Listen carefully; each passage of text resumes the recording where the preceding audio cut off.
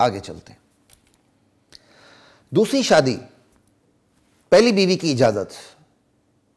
اس سے کیا پتہ چلا کہ اصل مسئلہ انہوں نے بنا لیا نکاح والے تعلق کو. نکاح والا تعلق ان کے نزدیک بہت بڑی پرابلم ہے، بہت بڑا مسئلہ ہے. نکاح والا تعلق بہت بڑا مسئلہ ہے، حالانکہ یہ مسئلہ ہے ہی نہیں سوسائٹی کا. یہ تو مسئلہ ہی نہیں ہے. اصل مسئلہ تو سوسائٹی کے اندر غیر نکاحی تعلق کا ہے کہ نکاح ہوتے ہوئے شوہر باہر گندی گلی میں منہ مارتا ہے. یہ مسئلہ ہے.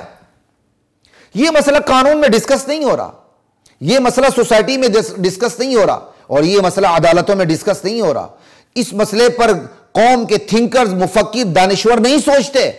پتہ ہوتا ہے معاشرے کو کہ اس خبیث کی شادی ہو چکی ہے، اس کے باوجود یہ بے ایمان باہر جا کر گندی نالی میں منہ مارتا پھرتا ہے.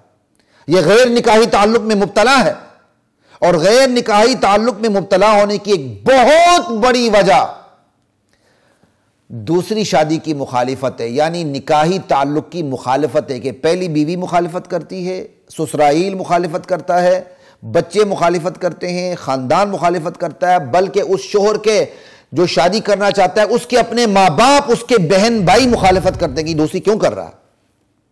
جب وہ یہ دیکھتا ہے کمزور ایمان والا بندہ کہ میرے اپنے بہن بھائی، میرے اپنے ماں باپ اور میری بیوی کے ماں باپ اور پورا سسرال اور پورا خاندان مخالفت کر رہا ہے، اور ایک ہوا سا بن گیا کہ یہ دوسری شادی کیا کہتے ہیں اس کو ہوا بنا رہے ہیں، وہ پھر سرنڈر ہو جاتا ہے. سرنڈر ہو کے پہلی پہ گزارا کرتا ہے، وچوں پھر گندی نالی میں منہ مارتا رہتا ہے. انا للہ و انا راجعون. اور بڑی عجب بات ہے، اس وچوں جو گندی نالی میں منہ مارتا ہے نا، اس کا اکثر اوقات پہلی بیوی کو پتا ہوتا ہے. پہلی کیا، وہ ہوتی ہے اکلوتی بیوی، کیونکہ وہ تو دوسری بیوی کی دوسری کو چھوڑتی ہی نہیں. وہ سمجھ آئی؟ اسے پتا ہوتا ہے کہ میں نے اپنے میاں کو روکا ہے دوسری شادی سے، اب یہ اپنے جذبات کی تقاضے پورے کرنے کے لیے گندی نالی میں منہ مار رہا ہے. وہ دل میں مسکرا کے 32 دان پتیسے کی طرح دکھا کے برداشت کرتی ہے. وہ کہتی ہے چل جتنے مرضی زنا کر لے، میرے اوپر تو کوئی سوگن نہیں آئی نا.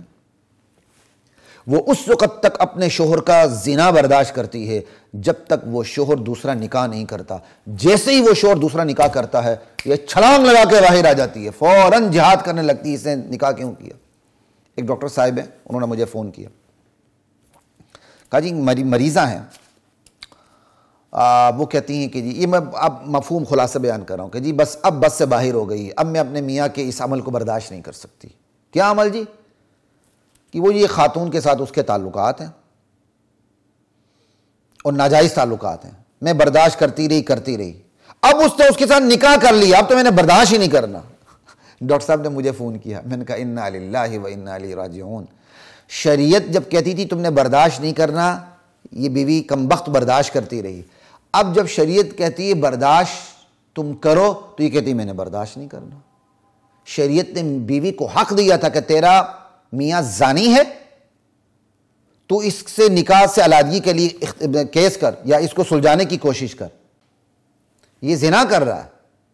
شریعت نے اختیار دیا پہلی بیوی کو کہ اپنے خاوند کا زنا برداشت نہ کر، لیکن وہاں اس نے اپنے اختیار استعمال نہیں کیا. اس نے کہا ٹھیک ہے زنا ہی کر رہا ہے نا، میرے اوپر سوگن تو نہیں لا رہا. جب اس نے اسی زانیہ سے یا کسی اور زانیہ سے، زانیہ مزنیہ سے اس نے شادی کر لی، اب وہ کہتی نا چونکہ اب یہ نکاح کر چکا ہے، میرے اوپر سوگن آ چکی، میں برداشت نہیں کرتی. کیا بات ہے، جب شریعت کہہ رہی تھی تو نے برداشت نہیں کرنا تو یہ خبیث کمبخت عورت برداشت کرتی رہی. اب جب شریعت کہتی تو نے برداشت کرنا کیونکہ وہ نکاح کر چکا ہے، جائز کام کر چکا ہے، حرام سے حلال کی طرف آ چکا ہے، اب یہ عورت کھڑی ہو گئی کہ میں نے برداشت نہیں کرنا. آج کی عورت تو اس نہج پہ پہنچ چکی ہے. انا للہ و انا الیہ راجعون. تو اصل مسئلہ اس معاشرے میں نکاحی تعلق کا نہیں ہے. خوشی محسوس ہونی چاہیے اگر دوسری کرتا ہے، تیسری کرتا ہے، چوتھی کرتا ہے، کیونکہ وہ حرام سے بچتا ہے. لا الہ الا اللہ. اور غم ہونا چاہیے کہ بیوی کے ہوتے وہ باہر زناکاری کرتا ہے، بدکاریاں کرتا ہے. جہاں غم ہونی چاہیے وہاں خوشی، جہاں خوشی ہونی چاہیے وہاں غم ہے. لا الہ الا اللہ. اسی پہ میں آپ کو ایک اور واقعہ بتا دوں. پاکستان کی ایک بہت بڑی بلڈنگ کنسٹرکشن کمپنی ہے، اس کے کرتا درتا تھے، میرے ساتھ ان کا بڑا اچھا تعلق تھا. آج بھی ملاقات نہیں، ابھی بھی ان سے تعلق ہے. وہ مجھے اپنے گھر میں لے کے جہاں انہوں نے دوسری شادی کی تھی، کہنے لگے کہ دیکھیں جی میں نے پہلی بیوی میری فیملی میں تھی اور دوسری بیوی میں نے کی ہے، لیکن میرا پورا خاندان یعنی ان کے اپنا خاندان ماں باپ اس دوسری شادی کو برداشت نہیں کر رہا. کہتے ہیں دیکھیں جی ہماری بھرپور کیلوریز والی خوراک ہوتی ہے، ہمارے جسم کے تقاضے ہوتے ہیں، ہم بیرونی ممالک سفر کرتے ہیں، میں دوسری شادی نہ کروں تو میں گن میں پڑ جاؤں گا، گن میں پڑھوں تو شاید سب کچھ برداشت ہو جائے. میں نے شریعت کے مطابق اپنے آپ کو حرام کاریوں سے بچانے کے لیے میں نے دوسرا نکاح کیا ہے. میری اپنی برادری، میری اپنی فیملی، میرے اپنے ماں باپ، میرا اپنا گھرانہ مجھ سے ناراض ہے، وہ میری دوسری شادی کو برداشت کرنے کے لیے تیار ہی نہیں ہے. یہ مسلمان، یہ ہیں مسلمان جنہیں دیکھ کے شرمائیں یہود. کہاں جا رہے ہیں ہم؟ لا الہ الا اللہ واللہ اکبر.